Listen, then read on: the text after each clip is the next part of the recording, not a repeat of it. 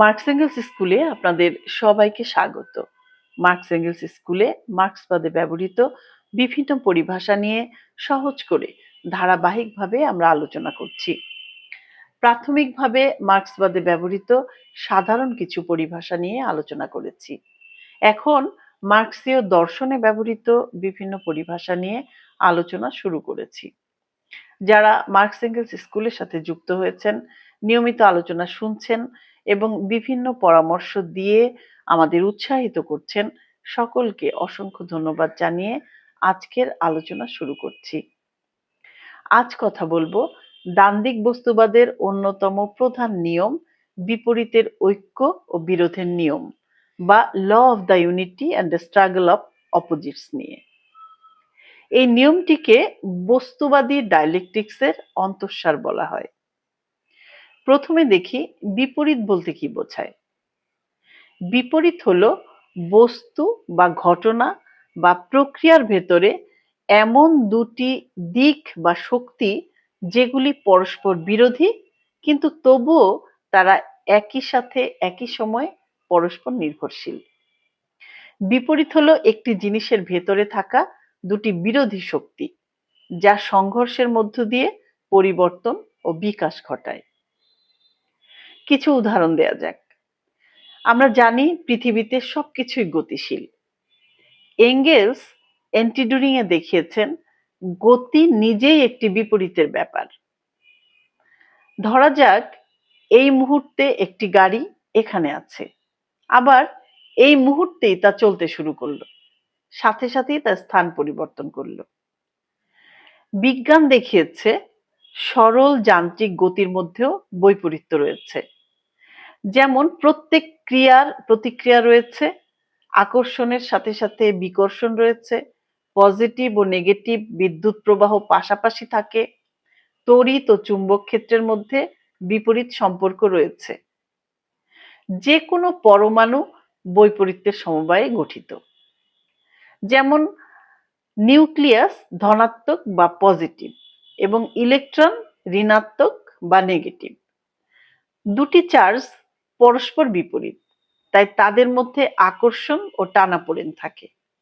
এই বিরোধী পরমাণুকে স্থিতিশীল রাখে।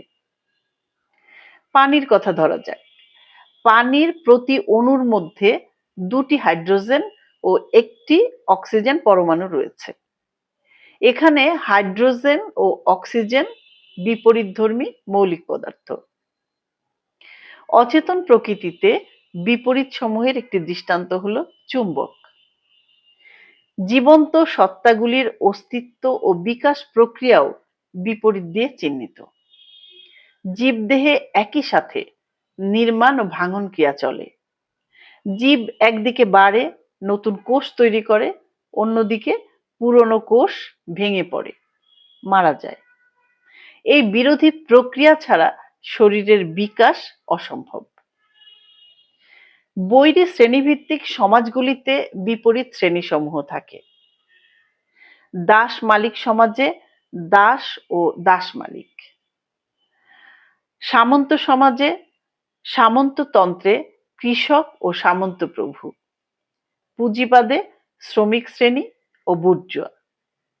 পুঁজিবাদী সমাজে পুঁজিপতি ও শ্রমিক শ্রেণীর বৈপরীত্য ও ঐক্য, সেখানে পুঁজিপতিকে বাদ দিয়ে যেমন শ্রমিক থাকতে পারে না, তেমনি শ্রমিককে বাদ দিয়েও পুঁজিপতি থাকতে পারে না। কনফোর্তের মতে পুঁজিবাদ এমন এক সমাজ ব্যবস্থা যেখানে পুঁজিপতি শ্রমিক শোষণ করে আর শ্রমিক শোষিত হয় পুঁজিপতির দ্বারা। এ সমাজের প্রকৃতিটাই এমন যে এই বিরোধী শক্তিরাই অবিচ্ছেদ্য ঐক্যে গ্রথিত। এঙ্গেলস অ্যান্টিডুরিং এ দেখিয়েছেন চিন্তার জগৎ ও বৈপরীত্যে ভরা। একদিকে যেখানে মানুষের রয়েছে জ্ঞানের অসীম ক্ষমতা, আর একদিকে সেই মানুষই বাস্তব অবস্থায় থাকছে সীমাবদ্ধ। সুতরাং বাস্তবে সমস্ত ব্যাপার ও প্রক্রিয়ার মধ্যে বিপরীত দিক আছে। সবকিছুর মধ্যেই বিপরীত বৈশিষ্ট্য বা স্বার্থ সংশ্লিষ্ট জিনিস আছে। স্ট্যালিনের মতে প্রকৃতির অন্তর্ভুক্ত সকল বস্তু ও ঘটনার মধ্যকার ভেতরের দ্বন্দ্ব হলো সহজাত ব্যাপার। কারণ তাদের সকলের মধ্যে আছে নেতিবাচক ও ইতিবাচক দিক, অতীত ও ভবিষ্যতের দিক, ধ্বংস ও সৃষ্টির দিক। এবারে দেখি ঐক্য বলতে কি বোঝায়। বাস্তবে সবকিছুর মধ্যে শুধু বিপরীত জিনিসই থাকে না, এই বিপরীতগুলি একই সাথে ঐক্যের মধ্যেও থাকে। বিপরীতের এই ঐক্য বলতে বোঝায় যে সেগুলি একটি অপরটিকে ছাড়া থাকতে পারে না এবং তারা পরস্পর নির্ভরশীল। তাহলে বিরোধ কি? ঐক্যের মধ্যে থাকা সত্ত্বেও বস্তু ও ব্যাপার সমূহ শান্তভাবে মিলেমিশে থাকতে পারে না, একমাত্র এ কারণে যে তারা বিপরীতমুখী। এখান থেকেই দেখা দেয় পরস্পর বিরোধী শক্তির মধ্যে সংগ্রাম, তাদের মধ্যে বিরোধিতা। এই বিরোধিতার মধ্য দিয়ে তারা একে অপরকে পারস্পরিকভাবে নাকচ করে বা নাকচ করার চেষ্টা করে।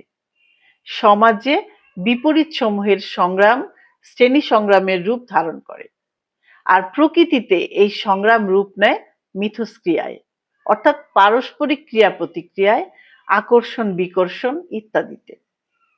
লেনিনের মতে বিপরীতের সংগ্রামই হলো বিকাশ।